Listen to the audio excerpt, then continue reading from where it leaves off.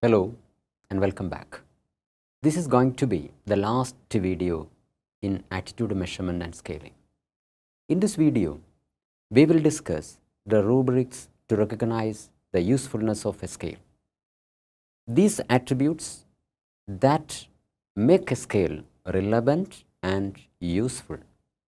A scale must be sufficient enough to measure what it is meant for measuring and must be consistent. The use of better instruments will ensure more accuracy of results. The researcher is to be reasonably sure that the instruments used in the research do indeed measure the variables they are supposed to do so. We find three criteria to measure the reasonability of an instrument of measurement. They are item analysis, reliability analysis, and validity analysis. Item analysis is used to find if the item belongs to the instrument or not. For example, a researcher may develop 30 items to study store preference of customers. These items must be field tested through a pilot study before being used for main research.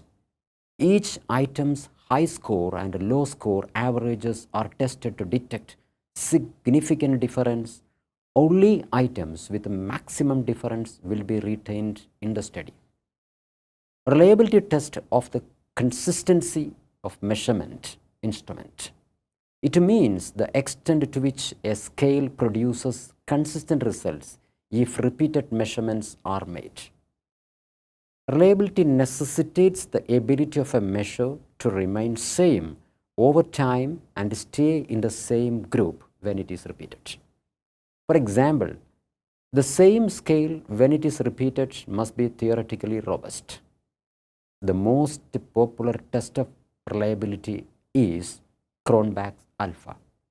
The higher the coefficient, the better the measuring instruments. And as a thumb rule states that the alpha value must be more than or equal to 0.7. Validity measures how well the instrument measures a concept.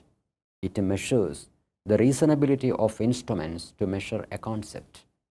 For example, scale developed for a concept must explain the various dimensions of that concept. There are three types of validity measurements, such as content validity, criterion validity, and constructive validity. Now let's see each one of them in detail. Content validity measures the set of items that are adequate and representative. For example, a scale to understand the store choice behavior must contain all items to capture consumer choice pertaining to that concept. Criterion validity clearly demarcates one item in the scale from that of others. For example, an opinion on work perception by more enthusiast and less enthusiast must be different. Constructive validity tests the goodness of theoretical framework of the study. What does it mean? This means variables that have a logical association must display the same, and contrary, those with dissociation must display the same. For example, numeracy skill and score in physics must be highly correlated, whereas mathematical skill and linguistic skills are to be uncorrelated. Now let's recap what we learned in this video.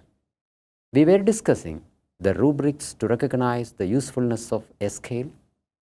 Relevance of a scale can be tested using item analysis, reliability, and validity.